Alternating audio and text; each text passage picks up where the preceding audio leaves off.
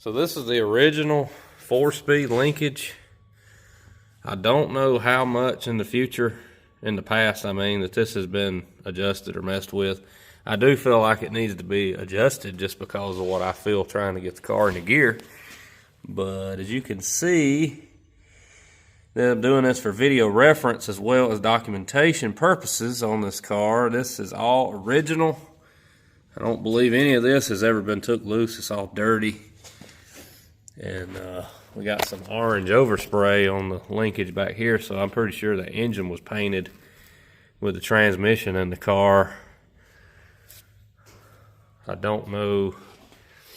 I want to say the engine's probably been rebuilt at some point, and probably the transmission at some point as well. It's just all this stuff doesn't look like it's ever too much been messed with. So if you're working on a 4-speed, maybe this will help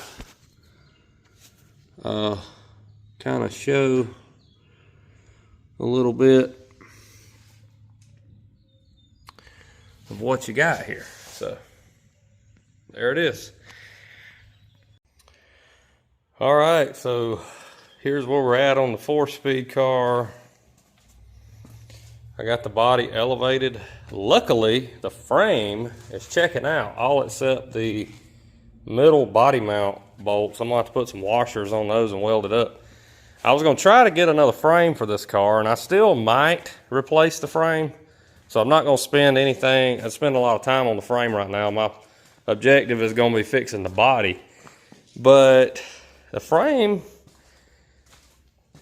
although ugly and some crappy undercoat sprayed all over it, and except for this mount hole here, it's pretty good. So we'll just have to, got to get a lot of the dirt and stuff out of here. And I'm going to replace top A-frames and bottom A-frames more than likely. I know the top is really ugly. I got plenty of those that's in a lot better shape. But this is where we're at. So just kind of give you a look at the originality of the car. Try to turn the, there's all the 4-speed stuff. There's all the linkages, and I got to get under there and get better pictures of the numbers and all that stuff. But the transmission does match the car. And of course, you go inside, you've got the original hump factory seam sealer. Go underneath. Same thing, you can see how the floor was pretty neatly cut for the hump. Most aftermarket deals, that's not very easy to replicate. So now that the body is elevated, we can get the floors in it, and we can try to start working on cutting all the old sheet metal off. So roof's good. Outer wheel houses, probably drop-offs are going to be bad. So, and there's another good look at that death trap repair here on the rear brake line. I just, the audacity to someone to do that is just beyond me. But people do it all the time. So I ended up getting another frame, and I just want to document this for the restoration process to show you the chassis and what you're going to be riding on. I mean, this car is going to be in a new owner one day, so I want people to know what they're getting. Someone had redone this front end, so looks like, I guess when I take it to the alignment shop, if my front end guy tells me that these tubular arms are going to be okay, I'll probably just leave them. If not, I'll go back with the stock arms. I don't want this to hurt the sale of the car being more of a stock restoration. But, you know, it's all here and everything's new, all the tie rods, all that stuff. I'll be using my steering box. I've got a lot of the surface rust cleaned off the frame. And we have a pretty solid piece here.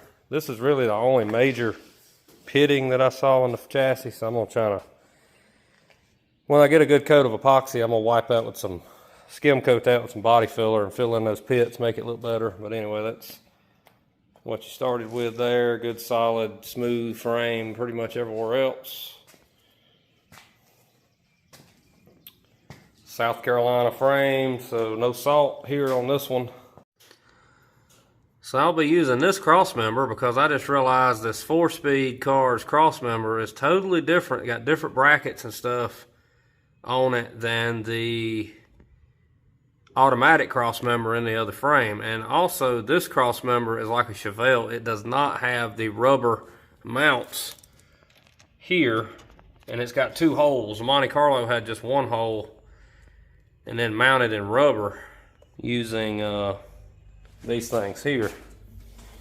So I'm going to be going back the way it was, so I'm going to use that cross member and mount it solid to the frame and be correct for this 4-speed car. Again, I'm kind of learning as I go here because this is the first 4-speed car that I've did a restoration or worked on.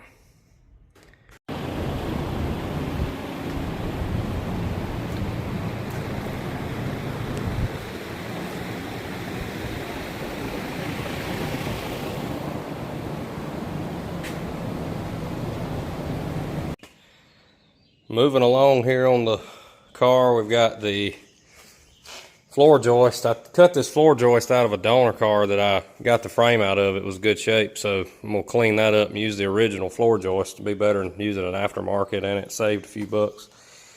Got the old floor joist cut out. The area on the old floor joist was all rotted out around the body mount bushing, kind of right where the frame was bad on this bushing. So again, this frame wasn't terrible, but being as I had that one fall in my lap for cheap, I went ahead. Now, before these floorboards go in, I'm going to try to put some epoxy primer on these rocker panels and on these floor joists, and then start working the floorboards in. I'm keeping as much of the original 4-speed hump as I can. That way none of that is messed with. You can see all the original stuff. I gotta look and see, find where the numbers are, VIN numbers are on this thing. I think it's right here. Yeah, 171123. Now, this is a very important snippet of this video. I'll go here and show you the VIN number on this car. You can see the VIN matches that 171123 as well as this number here, 171123, stamped kind of upside down. So hopefully that shows up okay in the video, but I'm gonna take photographs of all that for anyone interested in this car when it's done. Just trying to document photo and video evidence of the car. So again, one more time, this will be a perfect time to take a couple of pictures of the numbers of the transmission. So there we go. Okay, so in the next clip of the video, I'll show you getting this floor joist put back in, and it'll be time to fit the new floorboards. Some more documentation here. We've got the matching VIN 10B171123 on the top of the engine. So just want to document that. We have a full numbers matching car here, motor, and very importantly, the 4-speed transmission. All right, so as we wrap up this video, the 4-speed car, we're gonna show you the completed floor pan job. Wow, what a disaster this was. This was absolutely the worst floor pan job I did, and I believe the reason why is most cars you only have to replace here, maybe here, here, and here. Most cars you don't even have to put all 4 pans in. This car had salt damage between the braces, so that allowed the rust, and so basically I had to cut it all away to be able to clean and prime the braces. I had to replace one brace, seen in the last video clip. I was able to use the original 4-speed hump. I did find out that this hump is a bucket seat or bench seat specific. Well, I don't want to change this car too much, being a numbers matching car. So I stuck with the original bench seat hump. And I think what I'm going to do, unless I sell the car prior, is the car is going to get bucket seats with no console in the floor. So that way I retain the originality of the original hump and don't change the car too much. As of right now, I have not welded the bucket seat brackets in the floor. And for right now, I'm going to hold off just for the chance if someone does decide to purchase this car before I finish it, I can get those welded in down the road before I put any floor insulation or do the any painting, which that's months down the road, so we got plenty of decisions and plenty of time to do that. We go underneath the car here, you'll see the braces. I've got to get under here at some point and clean those up and put some undercoat or whatever on this on those floor pans. And of course, if I sold the car, then the customer could choose what I do underneath the car.